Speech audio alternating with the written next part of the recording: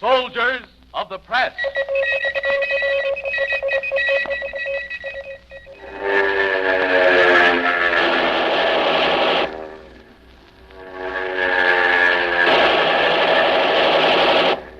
This week, a letter to Mrs. Marshall. Oh, Ed, get me the New York office of the United Press on the telephone, will you? You want anybody in particular, Bill? Yeah, get me Ed Williams. He'll be able to tell me where Leo Disher is. Leo Disher is in England, recovering from 15 bullet and shrapnel wounds received while covering the attack on Oran Harbor for the United Press. This is the story of a letter Leo Disher received not long ago and his answer to that letter. Our story begins on December 7th, 1942, 1 year after our defeat at Pearl Harbor, 1 month after our victory at Oran, Algeria. In the city room of the Augusta Chronicle in Georgia, an editor put through a telephone call to New York. Hasn't that call to New York gone through yet? Oh, yeah, it's on the pipe now, Bill. Pick it up. Thanks. Hello, that you, Ed? Yeah. This is Bill Morris at the Augusta Chronicle. Best newspaper in the state of Georgia. Oh, yeah, that's what you all say down there. Okay, then I'll just skip the sales talk and come to the point. Where can I get hold of Leo Disher? He's in England in a hospital. All right, what's up, Bill? Oh, well, remember that story he filed from Oran? Sure. Nice job of reporting. You can say that again. It was a grand job. But here's what I'm getting at. One of the men he mentioned in the dispatch was Lieutenant Colonel George Frederick Marshall from Jacksonville, Florida. I think I remember. He was the commanding officer of the Army men aboard the cutter that took Disher to Oran. Yeah. Marshall was killed in that action, wasn't that it? That's right. Now, Mrs. Marshall, who lives here in Augusta, was in to see me today. She'd like to have some more information about her husband. You know, how he died. Uh-huh. I thought maybe Disher might be able to give her further details. Think so? Probably. The only thing is, I don't know exactly where he is at the moment. You know how it is. Yeah, guess you United Press men get around. I'll tell you what, Bill. Have Mrs. Marshall write me a letter, and I'll send it along to Leo. May take a little while, but sooner or later he'll get it. How does that sound to you? Sounds okay. Fine. A week or so later, United Press staff correspondent Leo Disher in London, England, received a large batch of communications from the New York office of United Press. One of the letters was marked urgent. Open that one first, Harry. Might be a check. No one in the memory of man has marked a check urgent. Only the guy that gets them feels that way. Okay, little laughing boy. But open it up anyhow. Let's see. Well, it's 2 letters. One is from the office. Dear Leo, the enclosed letter from Mrs. George Frederick Marshall... Marshall? Yeah. Is self-explanatory. We know you will want to answer it personally, so we're sending it along to you. Best regards and so on. Let me have Mrs. Marshall's letter. There you are. You want me to... No. Go and take a smoke or something, Harry. Come back in 10 or 15 minutes, will you? Yeah, sure, Leo. You yell if you want me, yeah? Okay, Harry. Dear sir, today I've been to see Mr. Bill Morris of the Augusta Chronicle, who suggested that I write you. My husband, Lieutenant Colonel George Frederick Marshall, was killed in action at Oran on November 8th. I've had no details whatsoever other than those in the enclosed articles written by your correspondent, Leo Disher. I realize that it is a great deal to ask, but I'm praying that you may be able to contact him. Even though he may not have any more first-hand information, he's probably in a position to find out for me exactly what took place. When in time our 2 little boys are old enough to be told, they will be very proud, and I should so like to be able to answer their questions.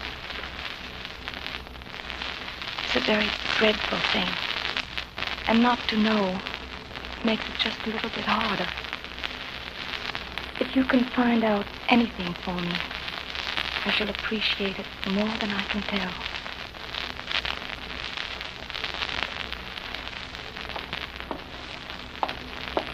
After reading Mrs. Marshall's letter, Leo Disher walked over to the window of his apartment and stood looking down at a quiet London park. He saw nurses wheeling baby carriages or stopping to talk to the policeman at the entrance. He saw a young man in an RAF uniform stop to light a cigarette. A young English girl in a WAP's uniform went by.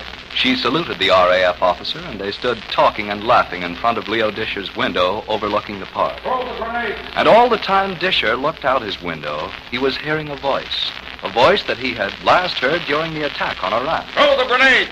Harry. Harry. Yeah, Leo. Can I do something for you? Yeah, I want to dictate a letter. Okay. Go ahead. It's to Mrs. George Frederick Marshall. Mm-hmm. Her address is in the letter on my desk there. Right. Dear Mrs. Marshall. You got that? Sure. Oh, yes, of course you have. Sorry. This isn't going to be easy. Dear Mrs. Marshall. Oh, yes, you've got that. Mm-hmm. I believe, Mrs. Marshall, that I can help. When I got your letter this morning, I walked to the window and looked out over a quiet green park. A quiet green park. Oh, yes. But momentarily, I saw instead a night made hideous with flame and explosion. And I heard again a voice saying, "Throw the grenades." Yes, I saw your husband that morning when the black coast of Africa trembled. But it was not the first time I'd seen him. Right this way, Mr. Disher. The captain will see you now, sir. The first time was at a British port when I boarded the cutter taking us to Oran. Good morning, Mr. Disher. Sit down, won't you? The others will be aboard directly. 2 American officers entered the captain's cabin. One was lean and bronzed, almost too young for the colonel's insignia on his shoulders. Mr. Disher, I'd like to have you meet Colonel Marshall. How do you do, Mr. Disher? Oh. And Lieutenant Cole of the United States Army. Glad to know you. How do you do? Now make yourselves comfortable, gentlemen, while I see that all your equipment is loaded aboard. If you don't mind, Captain, I'd like very much to go along with you. There are several details I'd rather look after personally. Why, certainly, Colonel Marshall. Your husband spoke with a crisp authority that made me forget he was only 31. Later I said to Lieutenant Cole, "He seems awfully young for a colonel." Yeah, but he's one of the best. I'd follow him anywhere. I saw your husband again at Gibraltar, Mrs. Marshall. And later, as we pushed across the Mediterranean, he told me something about how he was graduated from West Point. Afterwards, I married a beautiful girl. And how he had a wife and 2 boys back in the States. Here's a picture. Beautiful girl. Isn't she? And this is our oldest boy, Ricky. He's going on 3 now. He's big for his age, isn't he? Yeah, he's a fine boy. We have another one now, 6 months old. I haven't got a picture of him yet. I imagine there'll be one when we get back from this raid. My wife says he looks just like me. Poor kid. We kept talking about back home until he had to go down to the wardroom to meet with other officers to work out final plans to break the boom at Oran Harbor. If you're ready, gentlemen. Now, this is our plan. The attack will begin at 0300. A British cruiser lying offshore will fire rockets to divert attention from us. Now, we'll go in and crash the harbor boom. Afterwards, we're to land and disrupt the harbor installation and capture any French vessels we can find at the docks. Now, is that clear? Question, please. Well, we aren't able to crash the boom. If that happens, gentlemen, a few prayers from all concerned would be of great assistance. Now, seriously, I've just received a piece of information that may indicate more trouble than we had at first anticipated. Now, there's a cruiser-type warship in the harbor. Now, that means big guns and lots of them. Yes, quite. However, I've made a plan which may or may not work. If the cruiser fires on us when we're past the harbor boom, we'll board her with machine guns and grenades. If we can neutralize her fire in that manner, our mission will be successful. If not, God have mercy on us all. It was then I began to understand what he intended to do, Mrs. Marshall. We had been surprised to learn that there was a cruiser in the harbor. That meant there would be heavier guns than we expected. But the colonel calmly described his bold plan to board the enemy warship with grappling irons and to capture it with machine guns and grenades in order to clear the way to the American assault on the harbor. There's a paragraph in your letter, Mrs. Marshall, saying, "You may not have first-hand information, but perhaps you can find out some of the details." Yes, I can tell some details. I remember how your husband climbed the ladder to the bridge just before the attack. He was carrying a Tommy gun under his arm. He stood beside me and pulled out his service automatic from its holster. Here, take this, Mr. Disher. If I need it later, I'll yell for it. Okay, Colonel. How are we doing, Captain? Well, about 1.5 miles to go. Won't be long now. Our course is 055, standard compass. Course 4, speed 12 knots. Think we can hold that? I don't know, Colonel. This is an awful tub, but our engineer assures us that our engines will get us to our destination. Very well. Carry on, Captain. Lieutenant Cole, get the men ready. Yes, sir. How much left rudder are we carrying now, Coxswain? 5 degrees left rudder, sir. Steering brace for 055. We'll keep it at that. Quartermaster. Yes, sir. Have the rangefinder give us 100-yard readings. Aye, aye, sir. Rangefinder, train on harbor and give 100-yard readings. Aye, aye. Range is now 1,500. Is the public address system working, Captain? Why, yes, Colonel. The speaker's cut in. Men, going in now. Stand by, please, and wait for orders. You all know your assigned tasks. When I give the word, go in and do your job like soldiers. And may God bless you all. Range is now 1,400 yards. Exploders. Both engines ahead. Full! We're approaching the boom. All men below deck, lie down.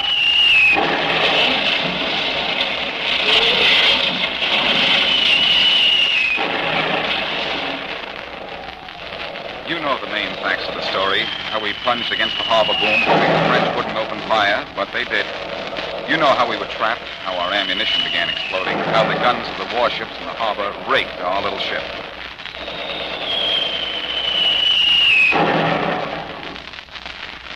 There's a paragraph in your letter, Mrs. Marshall, that I read many times, saying, when in time our two boys are old enough to be told, they will be very proud, and I should so like to be able to answer all their questions.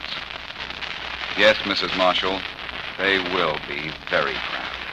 And you can tell them their father, who was a slim, straight silhouette against the red flames of the guns. You can tell them that when he gave the order to throw the grenades, to attack a warship with hand grenades, his voice was calm above the chatter of his machine gun. Stand by. Stand by to throw the grenades. Yes, sir. Captain, bring us alongside the cruiser. Get beneath the gun. We'll be blown out of the water. We'll be blown out if we don't go in. Bring us alongside, sir. Stand by! Boarding party is away. Throw the grenades. You can tell your sons, Mrs. Marshall, that their father kept stabbing back until the last, while the flames of our burning ship broke around him and shells tore away pieces of the bridge where he stood, striking back against guns so close that, well, it almost seemed we could touch them. You need never fear the boys' questions, Mrs. Marshall. You can tell them that their father tackled a job of greatest importance to the success of our armies, and that he never quit fighting against impossible odds, and that he never struck the ship's colors. I'm glad Bill Morris suggested that you write to me, and I hope this letter may help a little. But it's wrong for you to say you're asking a great deal of me, Mrs. Marshall. You are the one of whom a great deal was asked, and proudly given. You and a great many others at home. Yours sincerely, Leo Disher.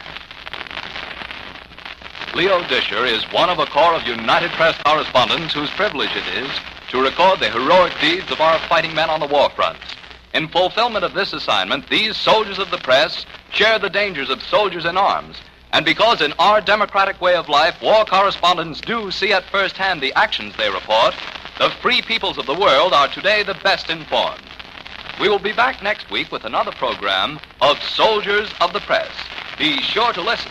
And meanwhile, listen to United Press News on the air. Look for United Press dispatches in your favorite newspaper. They are your guarantee of the world's best coverage of the world's biggest news.